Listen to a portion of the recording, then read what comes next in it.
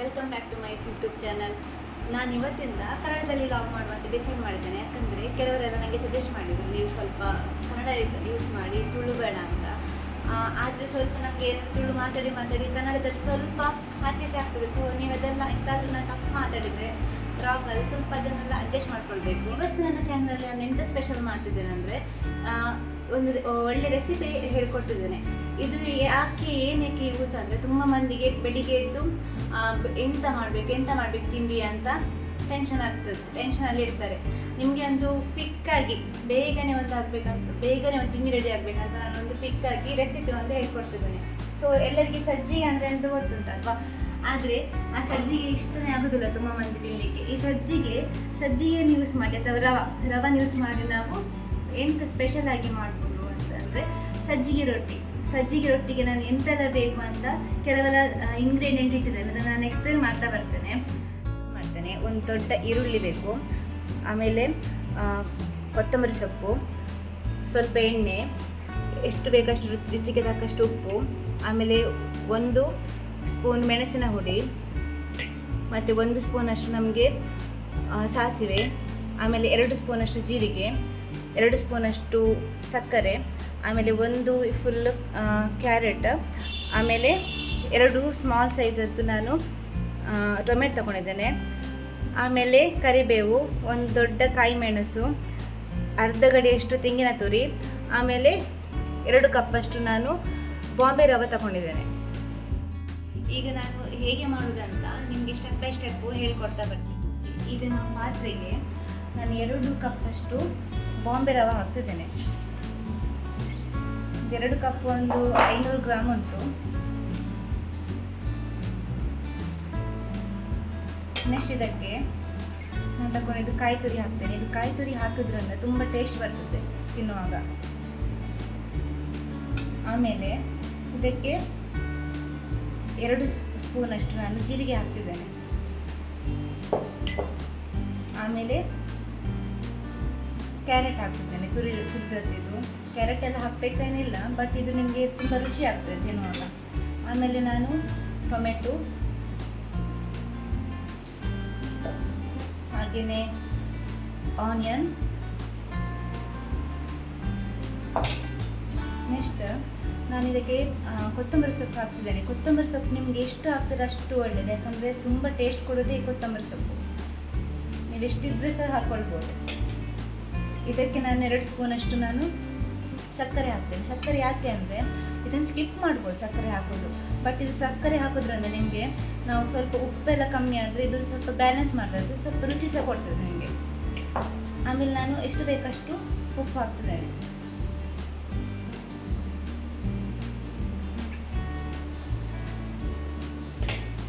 ಆಮೇಲೆ ನಾನು 2 ಸ್ಪೂನಷ್ಟು ಮೆಣಸಿನ ಹುಡಿ ಹಾಕ್ತಿದ್ದೇನೆ. ಇದಕ್ಕೆ ಮೆಣಸಿನಕಾಯಿ ಸಹ ಹಾಕ್ಬೋದು ಸಣ್ಣ ಆಗಿ, ಬಟ್ ಮಕ್ಕಳಿಗೆಲ್ಲ ಇದೆಲ್ಲ ಕೆಲವೊಂದ್ಸಲ ಇಷ್ಟ ಆಗೋದಿಲ್ಲ, ಅದಕ್ಕೆ ನಾನು ಮೆಣಸಿನ ಹುಡಿ ಹಾಕ್ತಿದ್ದೇನೆ.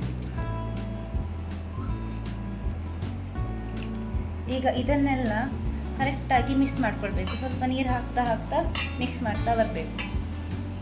ಇದು ಯಾವ ಥರ ಆಗಬೇಕಂದ್ರೆ, ನಾವು ರೊಟ್ಟಿ ಮಾಡ್ತೇವೆ ನೋಡಿ, ತುಂಬ ನೀರು ಸಹ ಹಾಕಬಾರ್ದು. ಯಾಕಂದರೆ ಅದು ನಾವು ಕಾವಲಿಯಲ್ಲಿ ರೊಟ್ಟಿ ಟೈಪನ್ನು ತಟ್ಟುದು ಕೈಯಲ್ಲೇ.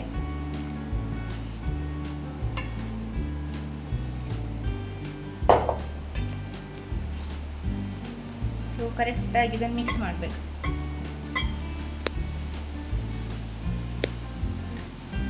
ಸ್ಪೂನ್ ಸಹ ಯೂಸ್ ಮಾಡ್ಬೋದು, ಬಟ್ ಇದು ಕೈಯಲ್ಲೇ ನಾವು ಎಂತೂ ತಟ್ಟಿ ಮಾಡ್ತೇವೆ.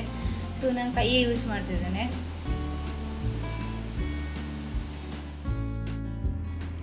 ಓಕೆ ನೋಡಿ, ಒಂದಿಷ್ಟು ಬಂದರೆ ಸಾಕು. ತುಂಬ ನೀರು ಸಹ ಮಾಡಬಾರ್ದು. ನೀರು ಮಾಡಿದ್ರೆ ನಮಗೆ ರೊಟ್ಟಿ ಹಾಗೆ ತಟ್ಟಲಿಕ್ಕೆ ಬರೋದಿಲ್ಲ. ಇದು ರೊಟ್ಟಿ, ಅದಕ್ಕೆ ನಾವು ನೀರು ಹಾಕಿದರೆ ಸಾಕು.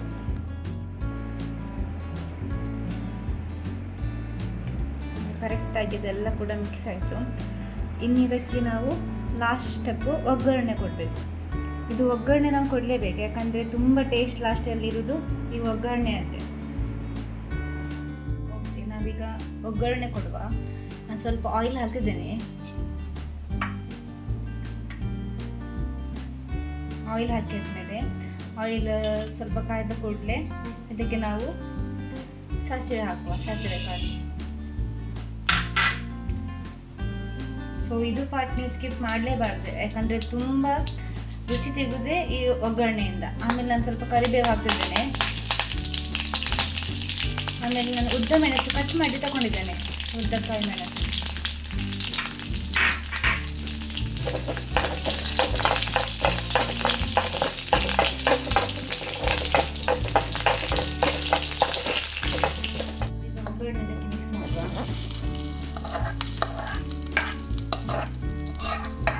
ಇದಕ್ಕೆ ನಾನು ಡೈರೆಕ್ಟಾಗಿ ಒಗ್ಗರಣೆ ಹಾಕಿದ್ದೇನೆ. ಇದನ್ನೀಗ ಒಗ್ಗರಣೆಯನ್ನು ಹಾಕಿದ್ದನ್ನು ಇದಕ್ಕೆ ಮಿಕ್ಸ್ ಮಾಡ್ತೇನೆ ಫುಲ್. ಈ ಸ್ಪೂನಲ್ಲಿ ಸಹ ನಾವಿನ್ನು ರೊಟ್ಟಿ ತಟ್ಟಬಹುದು. ಈಗ ನಾನು ಗ್ಯಾಸ್ ಸ್ಟವ್ ಆನ್ ಮಾಡ್ತೇನೆ.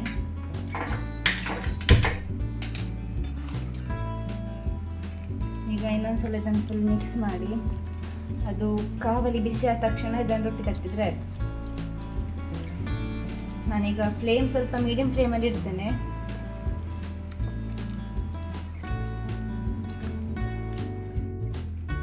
ಈಗ ನಾವು ಕಾವಲಿ ತಗೊಂಡಿದ್ದೇವೆ, ಇದಕ್ಕೆ ಸ್ವಲ್ಪ ಎಣ್ಣೆ ಹಾಕುವ. ಸ್ವಲ್ಪ ಸ್ಪ್ರೆಡ್ ಮಾಡ್ತಿದ್ದೇನೆ.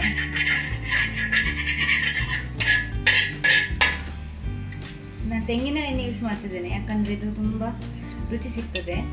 ನೆಕ್ಸ್ಟ್ ನಾನು ಇದಕ್ಕೆ ಸ್ವಲ್ಪ ತೆಗೆದು ಈ ಥರ ಕಟ್ತಾ ಬರ್ತೇನೆ.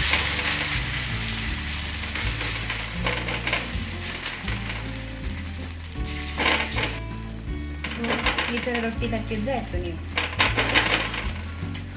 ಓಕೆ, ಈಗ ಇದನ್ನು ನಾನು ಬೇಡಿಕೆ ಬಿಡ್ತೇನೆ. ಸೊ ಇದಕ್ಕೆ ನಾನೀಗ ಮುಚ್ಚಳ ಇಡ್ತೇನೆ. ಇದು ಒಂದು 2 ನಿಮಿಷ ಬೇಯಲಿ ಈ ಥರ. ಓಕೆ, ಈಗ ಇದು ಬೇಯಿತು.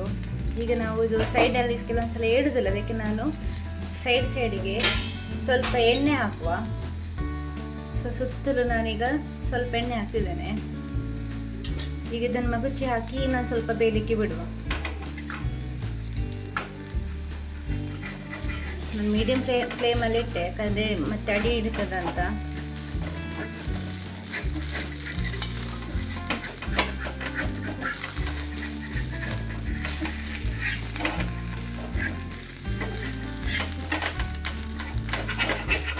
ಸೊ ಇದೊಮ್ಮೆ ನೀವು ಮನೆಯಲ್ಲಿ ಒಮ್ಮೆ ಟ್ರೈ ಮಾಡಿ ನೋಡಿ, ತುಂಬ ಟೇಸ್ಟ್ ಬರ್ತದೆ, ತುಂಬ ರುಚಿ ಇರ್ತದೆ ಅದಕ್ಕೆ.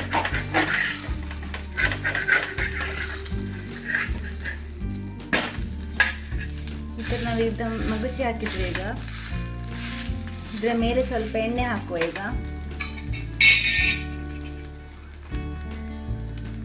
ಸೊ ಇನ್ನು ಸ್ವಲ್ಪ ಇದು ಬೇಯ್ದಾದ್ಮೇಲೆ ಸಜ್ಜಿಗೆ ರೊಟ್ಟಿ ರೆಡಿ ಆಗ್ತದೆ. ಇದು ಯಾರಿಗೆಲ್ಲ ಕ್ವಿಕ್ಕಾಗಿ ಮಾಡಬೇಕು ಅವರಿಗೆಲ್ಲ ಬೆಸ್ಟ್ ರೆಸಿಪಿ ಇದು. ಜಾಸ್ತಿ ನೀವಿಲ್ಲಿ ಕೊಕೊನಟ್ ಆಯಿಲ್ ಯೂಸ್ ಮಾಡಿ, ಯಾಕಂದರೆ ಇನ್ನೂ ಸಹ ನಿಮಗೆ ಟೇಸ್ಟ್ ಸಿಗ್ತದೆ. ಓಕೆ, ಇಷ್ಟು ಕಾಯಿದ್ರೆ ಸಾಕು.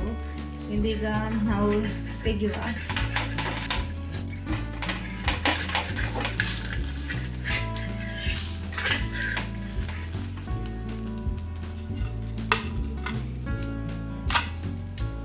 ನೋಡಿ, ಸಜ್ಜಿ ರೊಟ್ಟಿ ಎಷ್ಟು ಚಂದ ಬಂದಿದೆ. ಒಮ್ಮೆ ಇದನ್ನು ಟೇಸ್ಟ್ ಮಾಡಿ ನೋಡಿ ನೀವು ಕೂಡ ಮನೆಯಲ್ಲಿ, ತುಂಬ ರುಚಿ ಇರ್ತದೆ.